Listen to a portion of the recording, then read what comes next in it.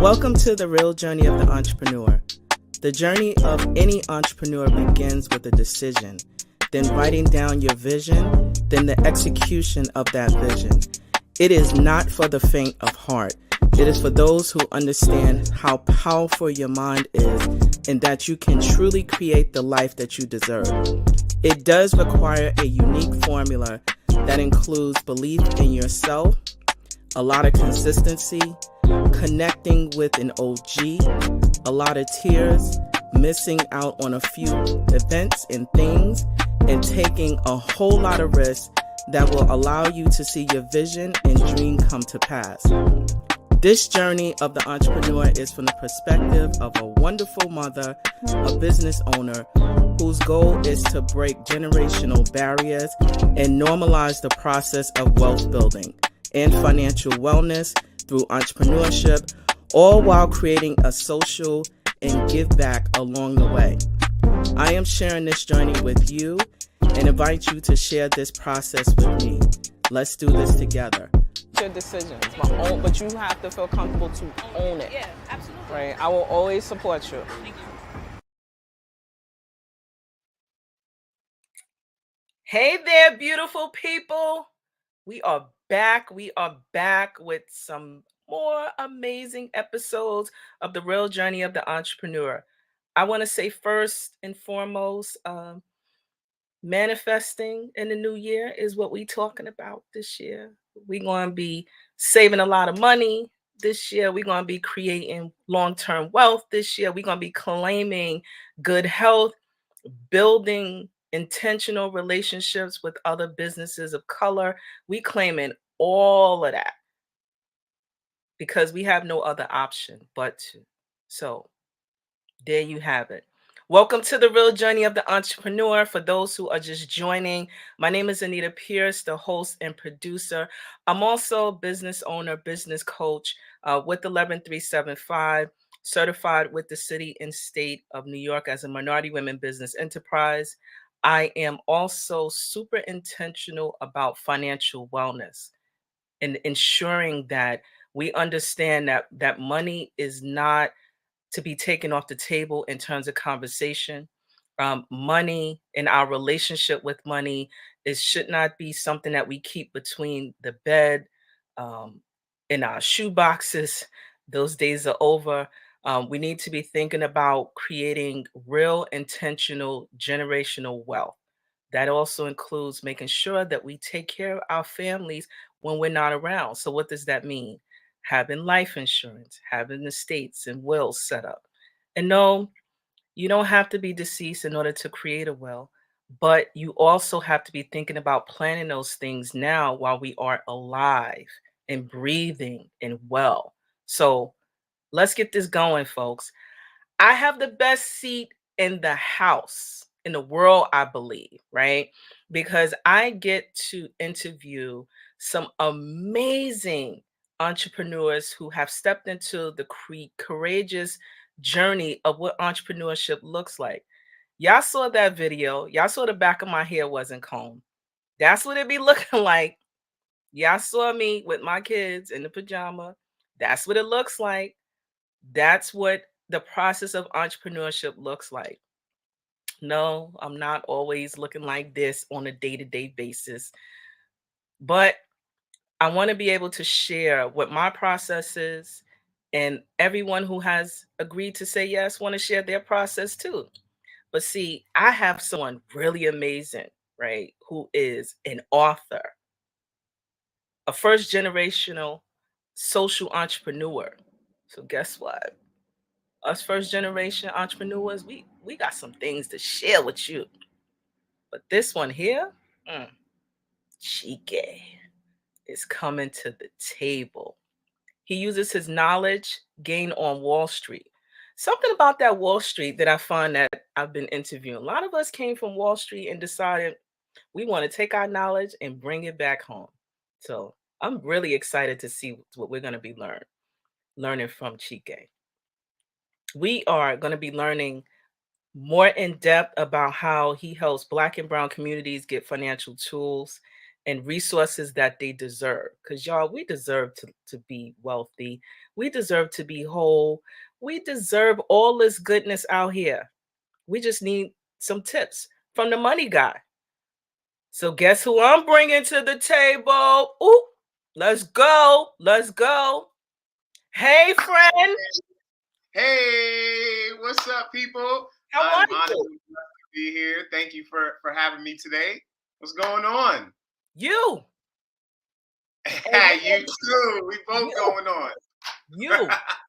So It's I am excited. Welcome to the real journey of the entrepreneur. Thank Thank you. you Absolutely. for accepting the invitation because you could have been anywhere else in the world, but you chose to be right here with us. So we appreciate you. Thank you so Yes, much. I appreciate you too, because we just talked about it. Normally, I am somewhere else in the world right now because of the time of the year it is. I'm usually in a warmer climate. However, it's usually not, a pandemic going on when I'm doing that. So I have to make some shifts this year, but this year is all about shifting. So I'm cool with it. I rock with it. Another day, another blessing. I'm just glad to be here. Big shouts to Steve Jones, owner of POC Stock. When you need your images for your website, your marketing, your blogs, your articles, when you need those dope images of people of color, rock with POC Stock. All right. So Steve Jones, thank you for connecting Anita and myself. You the man, brother. And Yeah, I know he's gonna listen. I know he's he gonna he listen. he been he been the man, but definitely again supporting businesses that are owned by businesses of color. Yeah, Stock is setting trends out there where they are providing images that look like us. So definitely check them out. So I love appreciate that. it. And Yeah. so tell us who you are. Like I know you're an author and got all this stuff happening in your life, specifically with money. So tell us a little bit more about who you are. That's I mean, I was gonna talk a little bit more about it later when we talked about, so really just first generation born in Queens, mid 80s, winter time. That's why I love the summertime so much. So my parents came here for more education. When they did that, me and my sister went back to Nigeria for a little bit, came back here, lived in Jersey City, lived in central New Jersey, the suburbs, been in Newark for about, I've been in Newark now for about 20 years or so, a little bit over 20 years. And so this is kind of where I call home for now. But my sights are set on warmer climates. And so I'm a servant leader from meeting women like Marion Edelman Wright and Merle Evers Williams and how they explained what servant leadership was. That's what my goal is, to be a servant leader. I just want to help my people in the things that matter. And so money is a big thing. And so what I've realized is in my past, first introduction to money was economics class at New Jersey Institute of Technology, and we talked about supply and demand. And I was like, yo, that's why they only have 10 of these, but they got 1,000 people online, because they know they can, control. I was like, yo, that's crazy. And then I was like, IT was really my way to get out of college faster. The upperclassmen just said, IT, you want to get out of here fast? Do IT. I was like, cool, I know how to turn on a computer. I can do that. And then once I learned about supply and demand, I said, oh, I like money kind of. And so really since about 2004, been in some job or something surrounding money, talking about money. And it's mostly been on a corporate level, not necessarily a level where I can help my folks. Um, so now that's what it is now. It's being able to help my community and impact them in a positive way, and a way where we make the complex simple, right? Because money is not complex, right? It flows to where it's attracted to. Money is so, it flows to where it's attracted to, right? And it's, so that's who I am. I'm out here doing my best to make a difference in lives of, honestly, people that aren't even born yet. Like, the information, the knowledge is something that's supposed to keep going to generations that I won't even be here to see. You know what I mean? So that's ultimately is to change generational thinking around money. So that's who I am in a nutshell. So what type of business do you own? So I mean, I own a few of them technically.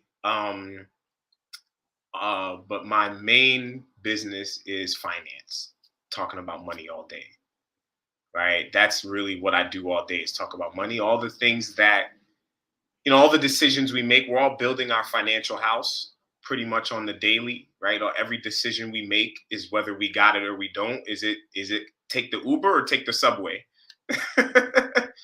If you got it, you're gonna take the Uber, right? If you don't got it, you better go down there with the masses, or you know what I mean. So those decisions are vital.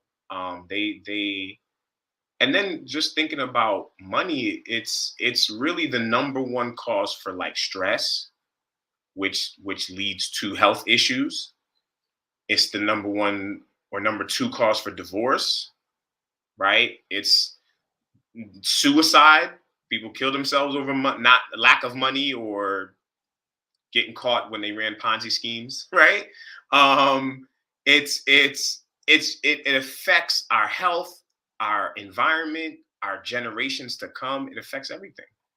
So to be able to work in a space where the knowledge that I got from the corporate stuff, and now the vehicle I'm using to share that information to my community, is now really holistic. So it's not just, here's the education, and then when you need something, go search it for it on Google, right? You know what I mean? It's not, here's the stuff you need, without telling you, explaining to you, educating you about it. It's now both, right? So here's the few concepts that most millionaires and billionaires know, and if you need something, here's the things you need, right? So it's really just um, focused on helping our folks, one, understand what money is, how it works, what happens to it when you put it here versus there, so that we feel empowered, right? And when you're empowered, you're gonna make the best decision for you and your family. You get what I mean? So folks sometimes don't fully understand the things that they're giving money to, and so sometimes that causes a lack of even, oh, I don't want to do a 401k. I don't even get it. I don't know what it is. I'm not, or I don't even know what it is. I'm just going to do it because they told me to do it. So like, either way, we don't even know what a 401k is. And some people will not do it because of that reason. And some people will do it even just because someone else told them to do it. You know what I mean? So that lack of education, and we're spending what, $1 trillion unknowingly, that it's all building our financial house. So we help folks understand those financial decisions and how they impact their own financial house, and really help them prioritize what's most important to them at whatever stage in life they're at. And with that, put a game plan together, literally with them, to come up with a strategy to get on that path to whatever it is they call it: financial independence, financial freedom, whatever. Because most people, you know they want freedom. Most people want options. Most people want options for themselves. Most people want to live where they want. Most people want to drive what they want. Most people want to wear what they want. Most people want to eat what they want. Like, most people want to order from the right side of the menu versus the left side. You feel me? They just want to order what it is in the description versus the price. You get what I mean? Most people Yes, don't. Most it's people don't live below their means. They want to enjoy life. But that it's takes money. it is really interesting that because you mentioned a couple of things. First of all, you started with the example of whether you want to take the Uber or take the train. And sometimes, even if you got it, you still may want to take the train because you have a dream and a vision on where your money is going to go. So No, it's not, that's sacrifice. Yep, yeah, that's sacrifice. Yep. it's not always necessarily, that, because folks have plans, like, No, of they, course, of course. yeah. So Yeah, let's launch into this, like, because this is where I get like yeah. I be like, yup, we gonna talk about some financial wellness. We gonna Oh, get all into everybody mentality because I yeah, can share, right? I didn't always do well with money, right? yeah. I tell a story um that yeah, I had a couple of credit cards, went to college and they had their little tables out. So I'm dating myself. I don't even know if they still do the tables for college, but when we came out, they was like, "Oh, just show your ID and you can You want a have T-shirt? You want and a a frisbee? t-shirt You and a want water a water? bottle." Water bottle. Gave up my What's a frisbee? information, There's a frisbee for me. Yep. gave up my First card. information, and I had everybody credit card. Everybody. Yep. Yep. I had Yep. no income in college. Let's talk about that. None, No income. none. So, Already had debt. Freshman year, already got debt. and mind you, I didn't have student loans. So that was I had no student loans. I Mm. went to school for Average free. person got them though. I did not. I was Yeah. one of the ones who used financial aid to my benefit. That's what I did. Uh, And then, right, when I got into working a full-time job, right, I was still, utilizing some of that financial aid that ran out. And now, oh, my company pays for my education. Let me get some of this free education here. let's So go. that's how I was able to get a degree Nice. without incurring any debt. But the credit cards, though. Let's talk about We the credit card habits got though, you. right? Got you. You Got you. know, on Wall Street, you gotta look a certain way. You had to buy these suits. Right? So would buy from Brooks Brothers, to try to, fit in, as a woman of color, I had to always keep my hair straight. This was not acceptable when I was working in financial services at all back then. Now you're talking, I'm now removed 20 something years from Yeah. financial services. So there was an image that I was pressured at the time to keep up, right? So yeah, they go in Yep. Brooks Brothers. Yup, I'm going in Brooks Brothers too. Cause guess Yep. what? I got it, right? No, I Yep. didn't. I did Oh, not have it. I was connecting, what imagery looks like to debt. And I didn't want anybody to know, but I was in debt. And how they got me. So I left that job, right? Thought I was hiding, right? I go to another job where I started making a little bit more of a salary, and I get a call transferred over to my desk. Is Anita Pierce there? Like, yeah, you're in a recorded line. I'm like, okay, like, I'm at work, so I'm not thinking anything of it. They was like, oh, this is so and so collection agency. I was like, like, fuck y'all find me. That's what I said at my at the job, the job, the job. what? So, oops, I That's got crazy. caught. I got caught. But let me tell you why that was a blessing, right? So all that credit card, almost like close to 20 something thousand dollars in credit card debt. Not that I put it on a house, that I put it into an assets. It was in clothes. Image, Thing. right? Stuff Image, you ain't even right? got no more. Image, right? Yeah. Yeah. I can't fit it now anyway. So even if I wanted to, I couldn't fit. But that's another story. But it taught me a lesson. I've never been in credit card debt ever since. Paid it off in like a year and a half because at the time I was a single person, right? I didn't really have any real other expenses except that. I didn't have a car. Our I didn't bills. own anything. It was just ridiculous. And once I cleared up that debt was when I was like, I can't live my life like that anymore. I started investing more, but Yeah, for a lot also, of people, that's the first step to financial independence is not owing anything that has interest. Bills, you're always gonna have bills. right. When you talk about borrowing $1,000 and paying back 5,000, you know what I mean? You're like, wait a minute, I need to get up from under that debt so that I can invest more, save more, enjoy traveling more, whatever it is, eat more chocolate like me, you know what I mean? Like whatever it is, getting out of debt for a lot of people is that first step. It was a weight. It was Yeah. a weight that Yeah. came off my back, and I had no clue at the time because we were not having those type of conversations, right? We wouldn't even talk about salaries.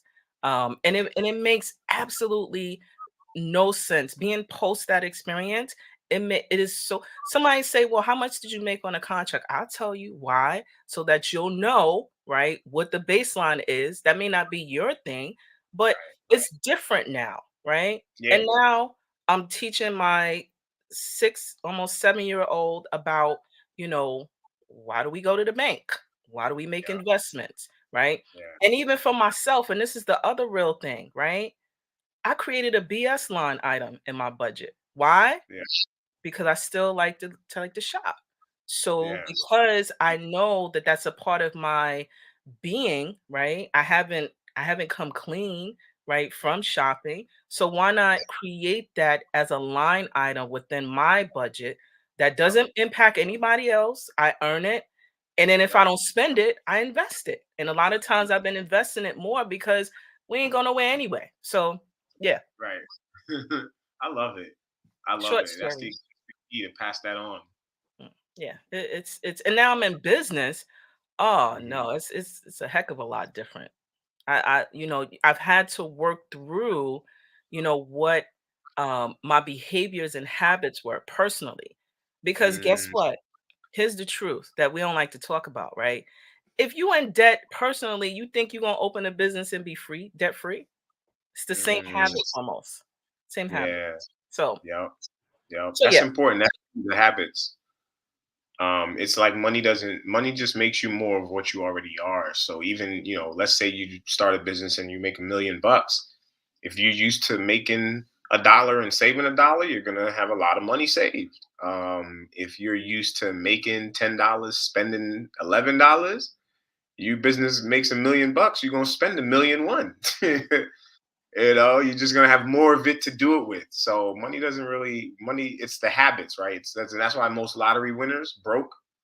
A couple years later, they're broke again. Why? Because the same habits. Money just helped them do more of what they were doing before they got that windfall.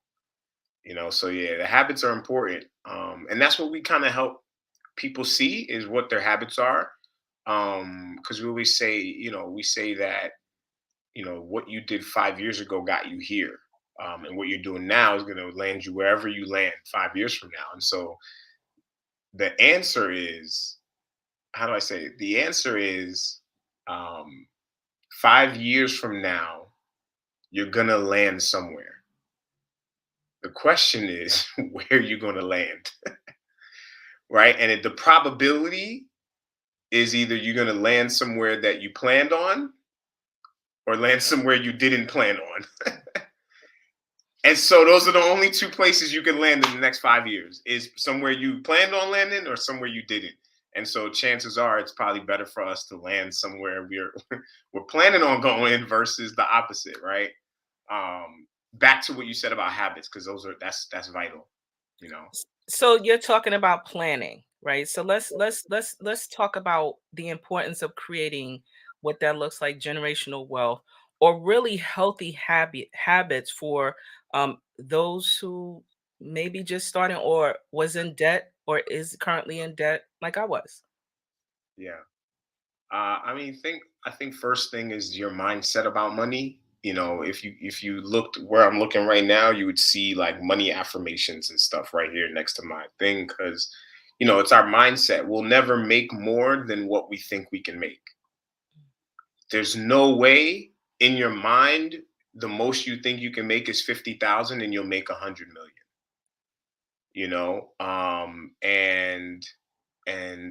So I think the first thing is your mindset. What's your mindset?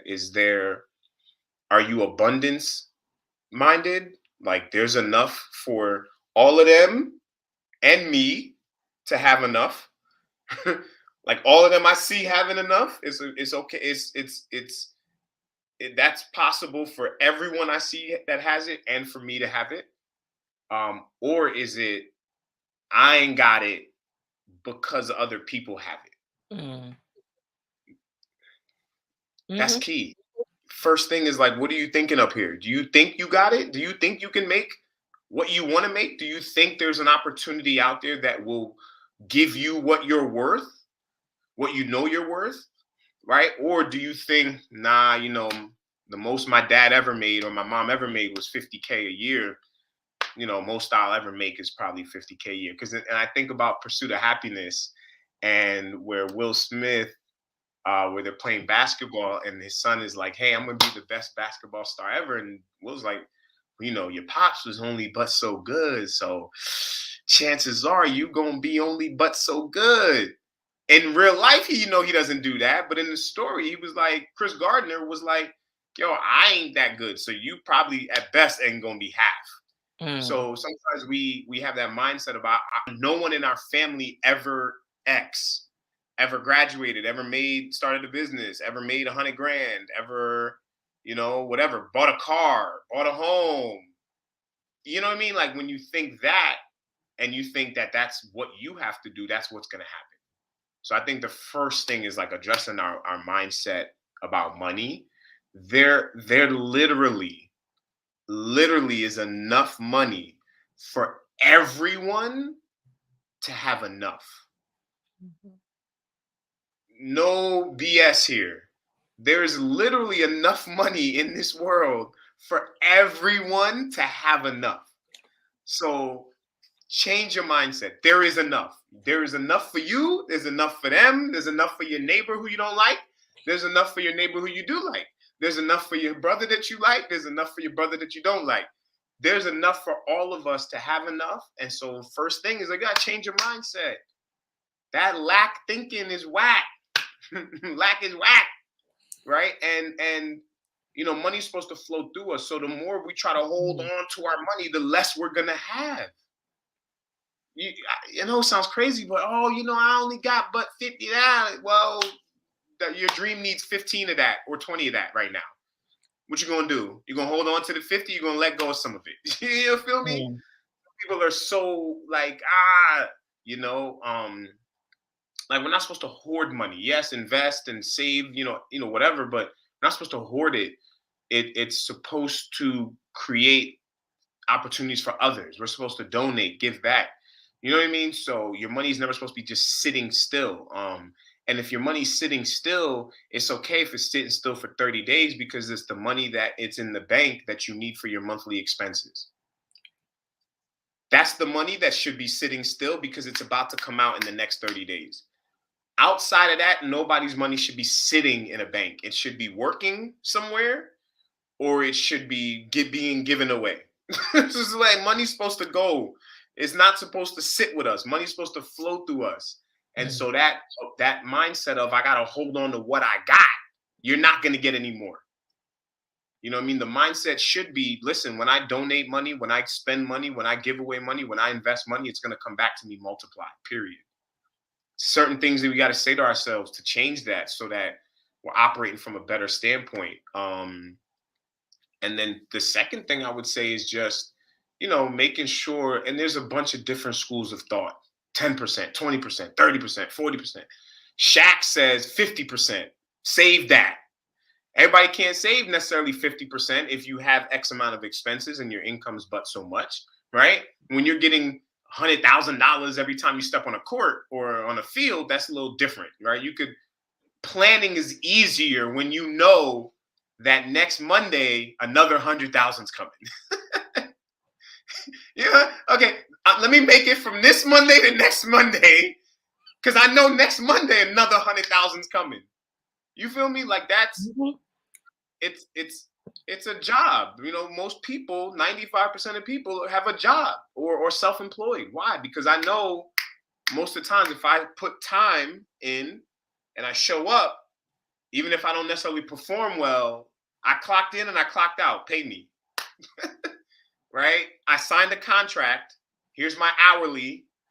I showed up. Depending on what my occupation is, I either performed or I didn't. But Sometimes either way, it doesn't matter because what? It's my title. Whatever my title is, I get paid because I put in this much time. You know what I mean? So most people need that stability of knowing I can plan better when I know I'm getting 100,000 every couple days, every week. And so when I'm working with folks who don't necessarily have a spending plan or all that, I don't beat people up for not knowing how to budget or plan because we're expected to make 26 paychecks last for 365 days. And when you think about that, you're like, hey, okay, yeah, I get paid every 2 weeks, 52 weeks in a year. That's 26 checks. And I'm supposed to make 26 checks last for 365 days. Now, if those 26 checks are all $100,000 checks or $1 million check, planning is so much easier. When those checks are 500,000 and you know what I mean, and your time is spent most of it for that, things are different. So I like I said, the goal is to educate folks and never beat people up for not knowing stuff because everything's everything's conditional. Like our thinking about money comes from our personal experiences and also the experiences of previous generations. Our DNA remembers stuff. And so money mindsets are passed down through DNA. I believe that. So if you don't know something, I believe there's a point where initially maybe it's not your fault. It's maybe sometimes eventually maybe you should know, right? Either way, everybody doesn't know. We don't know what we don't know. And so the goal is to educate folks on what for them, can they save 50% or can they only do 10% of their income? Either way, save something. I want to follow up on what you said because you said something that you started off with mindset and then you went into the importance of planning, right? So are there specific tools that you use with your client in terms of like creating a budget, a realistic budget that works for them? Or are you using like paper, like old school? Are you using like, Very old QuickBooks school. or something like that to help them to guide them through some of the resources because you say budget, people are like, what? Like, Yeah, huh? Like, I got to do what? And that's how yeah, we stay in, that's how I personally stay in line now, right, and it's about, right. helping me to stay on track with my goals. So, any thoughts about Yeah. that, or what are the tools that you use? So I again back to the whole I believe people should have a peace of mind with their money, right? So and you should have peace with your money. So I'd like to simplify stuff. So the best budget you could do is a piece of paper with an inside and an outside. Like in goes what, out goes what. Mhm. What's left? Cool. Work on that plan. So we work on what they're spending on, and basically, you want to prioritize. What do you need, and what do you need, and what do you want, right? And then check off the priority stuff, and then whatever's not checked, why are you spending an X amount of dollars a month on that? Oh, got you. Because you walk past the store every day, and you have to. Got you. So why don't we change the route that we go to the job so that we don't walk past that store anymore? How about that? You feel me?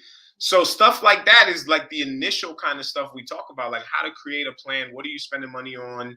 And this also helps people see their financial house. So this is all done within a house, like a picture of a house. What are your bills? What are your debts? Things like that. What are your dreams and goals? Because we're not necessarily taught to think what life would look like if we had freedom of time and freedom Mhm. of money. We're not thought, we're not brought up to envision that on a daily basis. What are you going after? What do you? And so, but that's what most people want. We just want enough time and enough money to enjoy our life with our family and our loved ones. That's it. Right. And so we're not brought up like that. So thinking about that stuff helps my clients see the vision so that we could plan together. So the debt, the budgeting, the spending plan, the helping folks pay off their debt faster. is what one of the things that we do as well. And then showing them basically what you need, right? What most people need is the same: food, shelter, clothing, right? What most people want is different. What most people Mm. love is different. What most people like is different. What most people need a few basic things. When it comes to money, there's only a few basic things to know. There's only a few basic things to know that the wealthy people, although they keep reading journals and books and newspaper, are there's only a few basic things to understand about money. And if you don't know these basic things, money is super complex to you. When we learn these simple concepts, money is like, oh, okay, okay, got you. Oh, ah. And we get to start saying no to stuff that we know. Okay, nah, I heard about that. That's not. I don't want to do that with my money. You know what I mean? Or hey, I heard about that. Let me go seek out the right person to help me with that, because I did hear that. I did do a little bit of research. I know I need one. I don't have one. So our goal is just to help folks understand it, how it works, how it flows, or per se how money flows, so that you're more proactive and less reactive. You know what I mean? The plan is helping people get proactive with it. So that's really the goal. So you And mentioned about having in your financial house, right? So when I think about, what that looks like, foundation, if you're talking about building a house, I feel like we talked about this before, foundation, the house building, right? So what are some yeah, of the key things that, you can share about just like what are some of the foundational things that we need in terms of like, somebody who's making $15 an hour, right? Minimum wage in, whatever states or a little bit higher. Like what could that realistically look like for someone? Barring that they have state taxes and all of the, the necessary taxes that come out. Like yeah, what can someone like realistically do? You know, yeah. So I mean, it depends on what level of life they're at. mhm. Because if you don't have a car, there's a lot of things that come with having a car. You know what I mean? So, but I mean, so each person's situation is different, right? I say that to say this. At the same time, what it is most people need to start. The foundation is usually meant to create the solid foundation creates the support needed for the rest of the house. So most people, when they think about the foundation, they don't look at insurance, right? So health insurance, um, right? We think about long-term care insurance, right? We think about car insurance, right? We think about homeowners insurance, and we think about life insurance, right? Those are, and if you have a business, then you think about property casualty and whatever business insurance, all these different things. That is the foundation of our financial house ultimately, because we got to protect stuff. That foundation are the bills that we pay to make sure the rest of everything is okay. I don't know any other way to put it, right? So car insurance, home insurance, like all these things we pay, and we have a contract. We pay this every month, a premium, and the company, if something happens, the company will replace whatever it is we're insuring. That's really the foundation, and the only thing you got to remember is in life we can't insure a life. So when you think about life insurance, think about income protection, not life protection. It's really protecting the income of the person who died too soon, prematurely, left a family with debt, mortgage, bills, and all these things. And now the family doesn't have to go on GoFundMe. They don't have to do a barbecue fish fry. They have money to replace the money that that person was bringing in. So everything else is replaces our car, it replaces our cell phone, it replaces our freaking lungs. Health insurance replaces our lungs if we need some new lungs, right? All this stuff is replacement. So that's really the foundation of everybody's house: is do you have the right protection? We even talk about a will. and if next level trusts and things like that that protect us in the event of. That's really the foundation for most people's house. And so helping people understand that and helping them show them options they have with that is exciting, because even if you make $15 an hour, if you have a child, okay, cool, your child still needs your income. Yep. And so make sure you're protected just in case. Shoot, especially with everything going on right now. Yeah, I wanna dig a little bit deeper on the, if I may, with the life insurance. Because I wound up getting life insurance when I was like 19, right? My Yeah, grandmother had a whole life, um, a policy for me, but yeah, then I remember going to a resource fair and wound up, getting a larger, um, maybe five or $600,000 when I was like 18 and 19. It was like 19 when I bought it. But what I've learned is that as I've gotten older, the cost of life insurance has gotten more expensive. Can you elaborate on the importance of buying early versus buying later, and what that could look like for someone potentially, as an yeah. example? So that is based on two things: your health and your age, period. And so as we get closer to our age of death, which is 84 for you, 86 for you, 84 for me, apparently, um, we're paying the company's chances of paying out are higher. So as we get closer to older, we're paying more. And as we get older, naturally, there's the potential for more health stuff to happen, more health stuff to pop up. So yeah, so getting it earlier is better because it locks you into having something regardless of what happens to your health, right? And so that, I mean, me, I think I got my first policy at 20 something because I was selling it. Hmm. Because I saw the commissions and I was like, yo, let's do it. I was 20 something. I'm 23, no mortgage, no kids, got whole life policy and everything. I didn't know. I didn't know that it was crazy. It was crap. But anyway, so getting it earlier is always better. Locking yourself in for whatever amount at least guarantees your family of something if something were to happen, you know. But again, at the same time, I look at it like every other insurance we have: car insurance, cell phone insurance. I want to pay the least amount of possible I can, and I want to get the most coverage and most benefits as I can. Right? I don't want to pay a lot for something that I might never use. Like, so for me, when we think about insurance, income protection, right? I need to get as much as I can for as little as possible every month. And so, my belief is there's a best kind of life insurance, right? Which is term.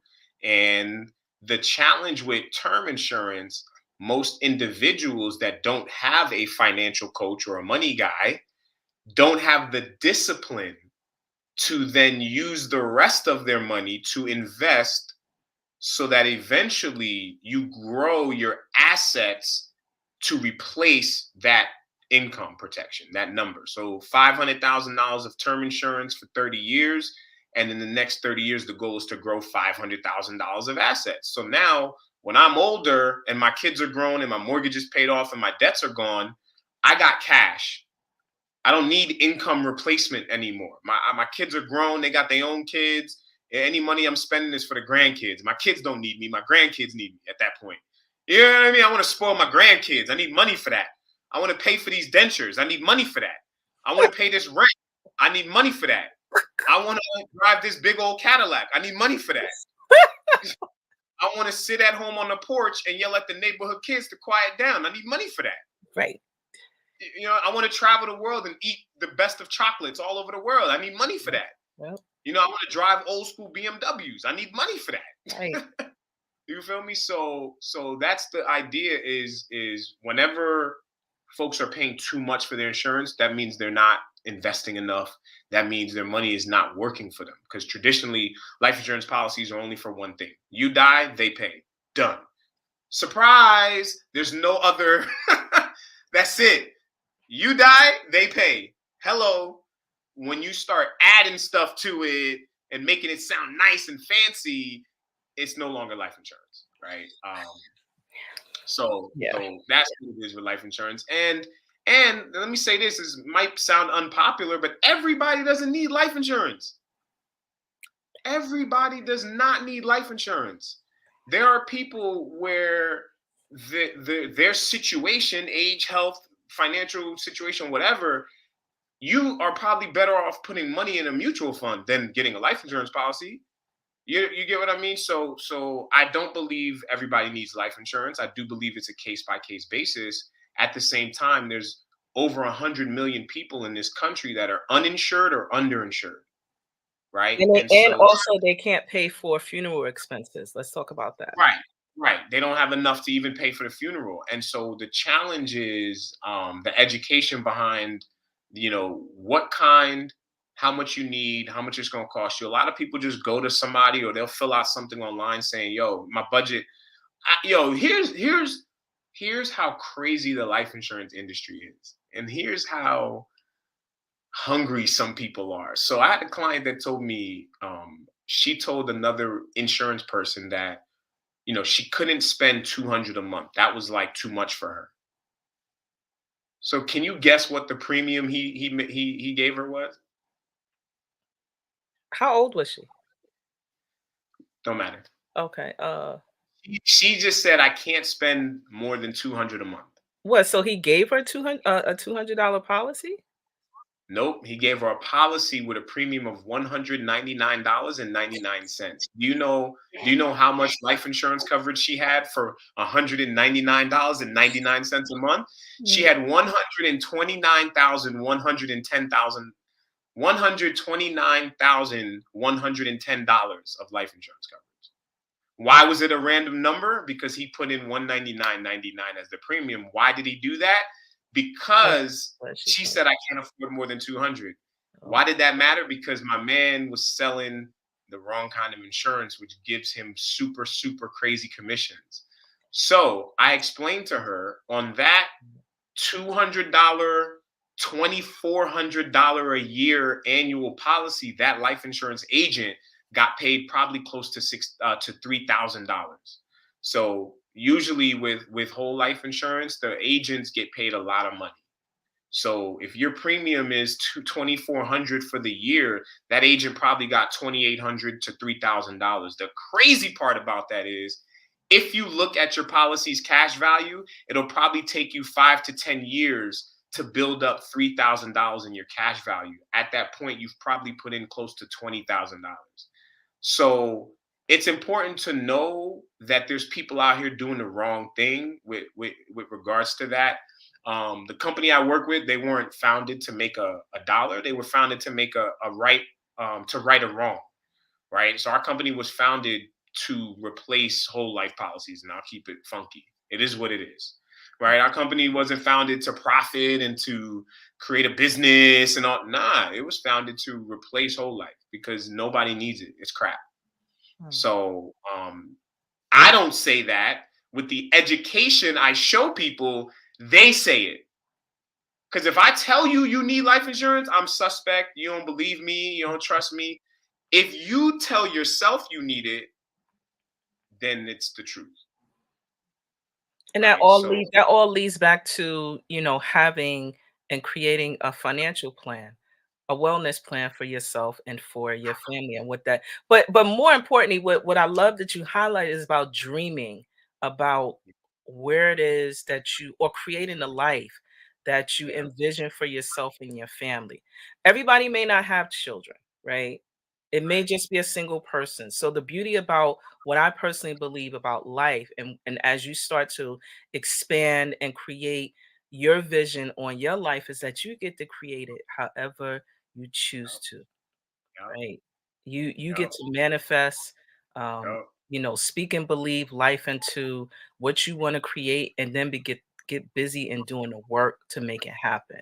And so Yep. I am excited to Yep. learn more about what it is that you offer, the services Yeah, that you offer. I know that you are an author. You want to just plug that a bit? I know it's been a yeah, while, yeah, but cool. I want to.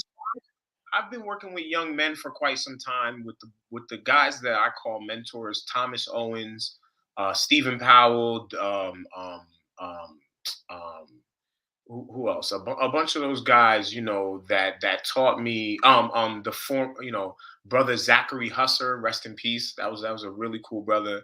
And they, they brought me up in a manner of working with young men of color, right? Because they don't see enough of us to know that anything's possible for them, right? Because all the mentors I mentioned, and they just have different occupations. They do different things, but they're all Black men. So my first book was called The Young Man's Guide to Entrepreneurship: 16 Things You Need to Know. Two disclaimers for that book. It was written in 2012, so 10 years ago. One, there's way more than 16 things to know about entrepreneurship. Oh yeah. Two, it's not just for young men. I just wrote the title as that because that's the population of young men I work with. And then I created another book, same year, 2012, a chapter in a compilation book. And the book was called Boys to Men: The Guide for African American Boys. And then 2 years ago, I created a handbook, more so.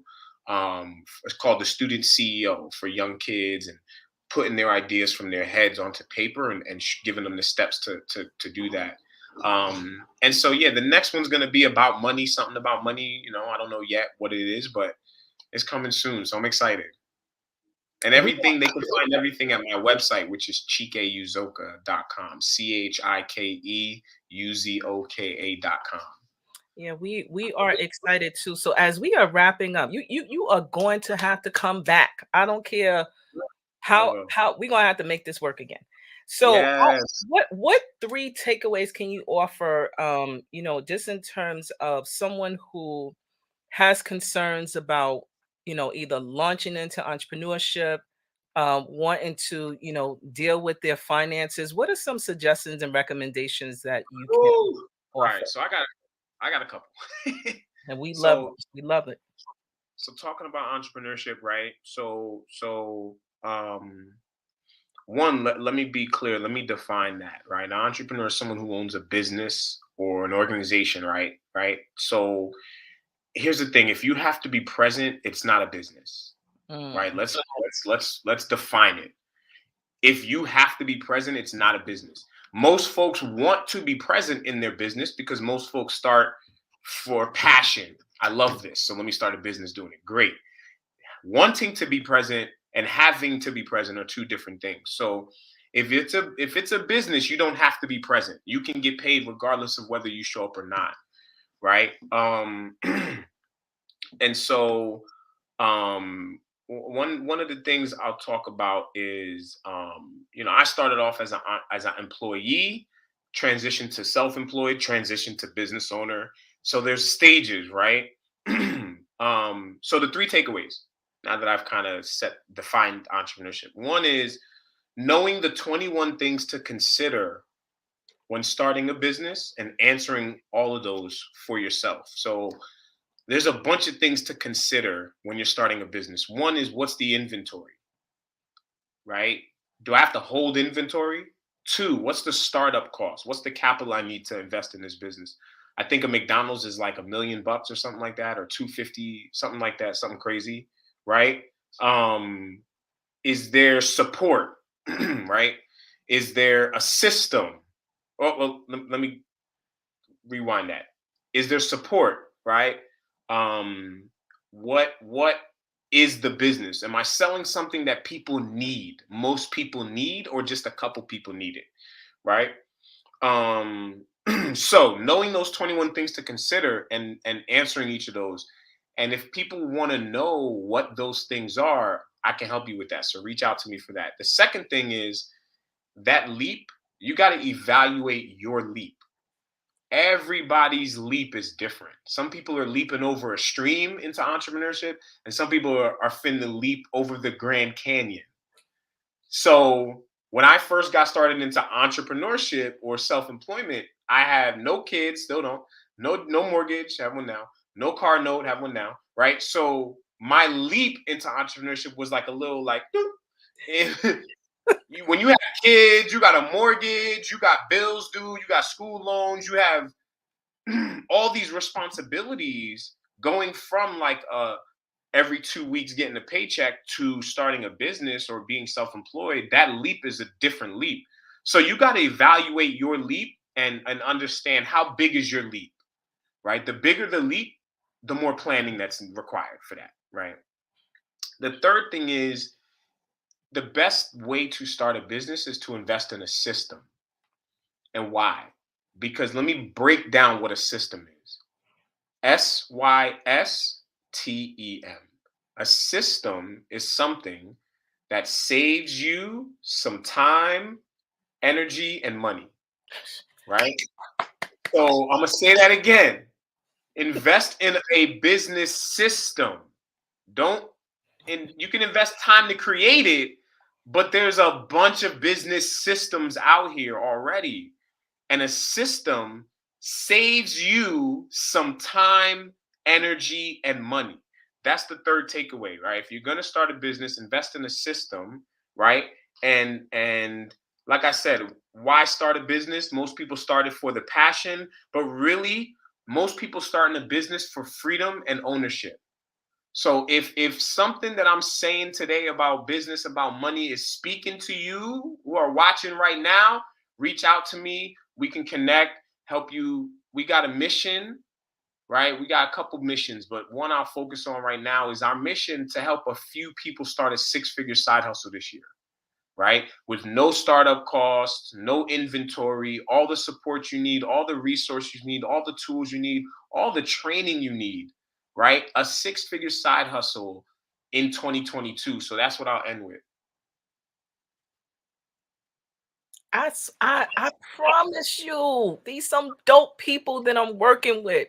Y'all, I hope y'all had pen and paper, notebook.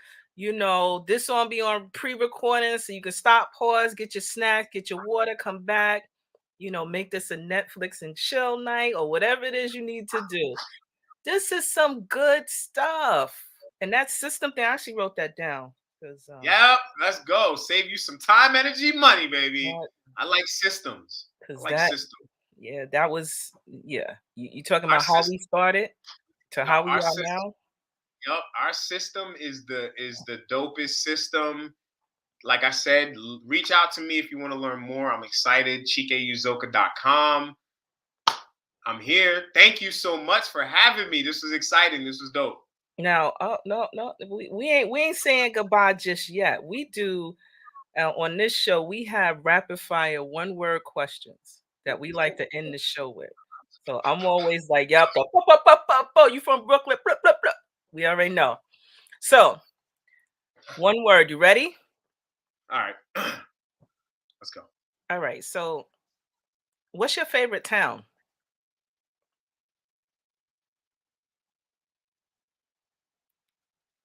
Provo. So Provo, Provincialis in Turks and Caicos. Nice. Okay. Yeah. What do you do in your downtime? Sound like chocolate, but what do you do in your downtime? Cars. Working on cars. Nice. How do you maintain your self-care? Like what does self-care look like for you? Not working on my birthday. I have to make that happen. No, also just, boundaries. Yeah. Boundaries. I would say boundaries. Favorite food? Chocolate.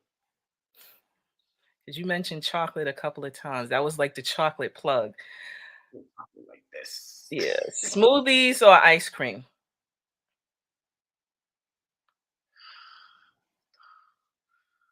Dang. I'm gonna have to say. Dang. I'm gonna have to say. I'm gonna have to say smoothies. Ah, You don't have a to ice, say it. a ice cream smoothie. There you have it. What is your favorite if someone was to identify you, how would they identify you without meeting you in person?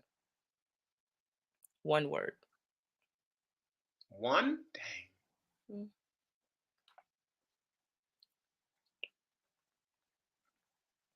I would say, I would say solid.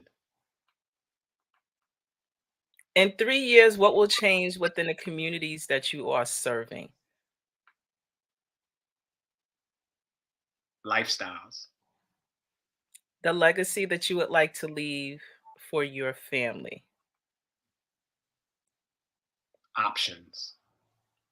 I like that. And there you have it. If you want to find Chike, please see all of the scrolling information at the bottom. Yes. Website, Instagram, Facebook, Twitter, LinkedIn, um, Everywhere. You can Google me. I'm everywhere. everywhere. And there's only one Chike Uzoka. That's Only one. Numero uno.